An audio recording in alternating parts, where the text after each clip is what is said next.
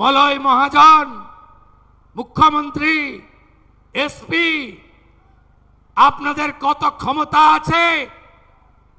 আমার লক্ষ লক্ষ আমার ভাইকে আপনারা জেলে রাখুন, এই কথা সংবিধান স্বীকার করে না। এখানে যিনি জেতার পরে পদত্যাগ করেছেন দুটো জায়গায় জেতার জন্য, উনাকে আমি বলেছি আপনি নির্বাচিত প্রতিনিধি, সংবিধান মেনে উন্নয়নের কথা বলুন। আমি দুর্বল মুখ্যমন্ত্রী নই, আমি মমতা ব্যানার্জির মতো কাপুরুষ নই। আপনি যা খুশি বলবেন আর আমি শুনে যাব, এটা আমার আমলে হবে না। আসুন, আপনারা তো আমাদের ডাকতেন না, আমি তো সব প্রশাসনিক সভায় সব দলের এমপি এমএলএ কে ডাকি, আমি বিধানসভায় সবার কথা শুনি,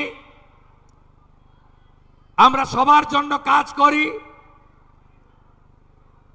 আমরা লালগোলাতে হসপিটালের কথা বলেছি, ওখানে তো আমাদের এমএলএ নেই। ফরাক্কায় ট্রমা সেন্টারের কথা বলেছি, ওখানে তো আমাদের এমএলএ নেই। আমরা এই জিনিস করি না। 11 কোটির রাজ্যে সুজলাং সুফলাং মলয়জ শীতলাম, গোটা রাজ্যকে সাজানোর কাজ আমাদের করতে হবে। বন্দে মাতরম গাইব না, জাতীয় সঙ্গীত গাইব না, 26শে জানুয়ারি 15ই আগস্ট জাতীয় পতাকা তুলব না, পিএফআই সিমিকে ঢোকাবো, যা খুশি করব, পুলিশ শাটারের নিচে ঢুকবে, এই জিনিস অতীত। সংবিধান মেনে, দেশকে মেনে, রাষ্ট্রবাদকে মেনে আপনিও নাগরিক, আপনার অধিকার আপনি আমার কাছ থেকে, আমাদের কাছ থেকে বুঝে নেবেন, এটাই হওয়া উচিত। আমি পার্টির নির্দেশে আজকে বহরমপুরে কোর কমিটির মিটিং করেছি। আমি সম্পূর্ণ মুর্শিদাবাদ জেলা দুটো পুলিশ জেলাকে নিয়ে মিটিং করেছি। সব বিডিও, এসডিও, এডিএম, ডিএম কে নিয়ে উন্নয়নের তালিকা তৈরি করেছি। অগ্রাধিকার দিতে বলেছি রাস্তাঘাট তৈরি। রেজিনগরের শক্তিপুর বহরমপুর রাস্তা খারাপ, ভাকুড়ি থেকে করিমপুর মোড় রাস্তা খারাপ, রাস্তাগুলোকে সারাতে হবে। আমি আপনাদের কাছে পরিশেষে চাইতে এসেছি, ফলতাতে উপনির্বাচন হয়েছিল, রিনির্বাচন, পুনর্নির্বাচন। আমি ফলতায় গেছিলাম, বলেছিলাম বিজেপি প্রার্থীকে জেতান, স্পেশাল প্যাকেজ পাবেন। ফলতা কি কি পেয়েছে জানেন? স্পেশাল অর্থনৈতিক অঞ্চল হয়েছে, মহিলা কলেজ পেয়েছে, 100 বেডের হসপিটাল আপগ্রেডেশন হবে, ফলতাতে ফায়ার ব্রিগেড স্টেশন করা হয়েছে, ফলতাতে বিশেষ উন্নয়ন প্যাকেজ দেওয়া হচ্ছে। রেজিনগরেও আগামী 2-2.5 মাসের মধ্যে উপনির্বাচন। ভারতীয় জনতা পার্টির 207টা এমএলএ আছে, আমিও দুটোতে জিতেছিলাম। ভবানীপুরে দ্বিতীয়বার মমতা ব্যানার্জি আমার কাছে হেরেছে, আমার এলাকায় এসে আমাকে হারাতে গেছিল, ওখানকার লোক উনাকে হারিয়ে টাটা বাই বাই করেছে। আমি এবারে উনার এলাকায় উনাকে হারাতে এসেছিলাম, উনাকে হারিয়েছি। নন্দীগ্রামে উপনির্বাচন হবে, ওটা তো আমার উপর ছেড়ে দিন, ওখানে কত ভোটে জিতবো আমি জানি, সীমা নেই, অনেক বড় ভোটে জিতবো।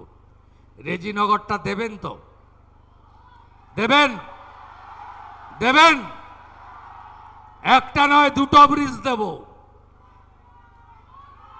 পরিযায়ী শ্রমিকদের বাড়ি ফেরাবো, যত আবাস লাগে দেব,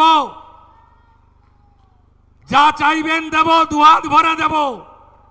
সরকার বিজেপি থাকবে, 207 এমএলএ, 8 করবেন, নন্দীগ্রাম জিতে 8 হবে, 9 করবেন না 8-এ রাখবেন, রেজিনগরের উপর নির্ভর করবে। কাকে পাঠাবেন? ঝগড়া করবে, ধমকাবে, কমিউনিটির কথা বলবে, হিন্দু মুসলমান করবে, মন্দির মসজিদ বলবে, না উন্নয়ন চাইবেন? উন্নয়ন যদি চান, হাতে কাজ, পেটে ভাত, মাথায় ছাদ, সোলার আলো, আরো স্কুল, আরো কলেজ, আরো রাস্তা, আরো ব্রিজ, ঘরে ঘরে নলে জল, কৃষকের অধিকার, পরিযায়ী শ্রমিক বাড়ি ফিরবে, তার স্ত্রী কন্যার পুত্রর সঙ্গে বাড়িতে থাকবে, বাবা মার সেবা করবে। যদি চান পদ্ম ফোটাতে হবে। দেবেন তো? দেবেন? দেবেন? কথা দিচ্ছেন? ফলতা কথা দিয়েছিল, কথা রেখেছে। আর রেজিনগরের নির্বাচন এই টিম করবে, পুরো টিম করবে। আর আমি তো থাকবই, আমি তো থাকবই। আমি চিনি রেজিনগরের মাটি।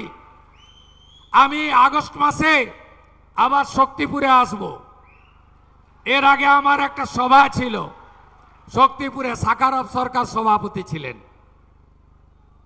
আমার মাইক খোলা হয়েছিল, আমি ভুলিনি, আমাকে লিখে রাখতে হয় না, আমার এখানে সব থাকে। মাইক খোলা হয়েছিল, মাঠ দেয়নি।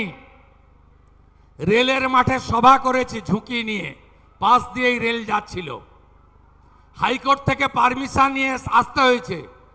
আমি ভুলিনি। আগস্ট মাসে আসছি শক্তিপুরে, দুহাত ভরে দেব। রেজিনগরটা চাই। 8 এমএলএ দিয়েছেন, 9 জন চাই। যা চাইবেন পাবেন মুখ্যমন্ত্রীর কাছ থেকে। কথা দিচ্ছেন তো?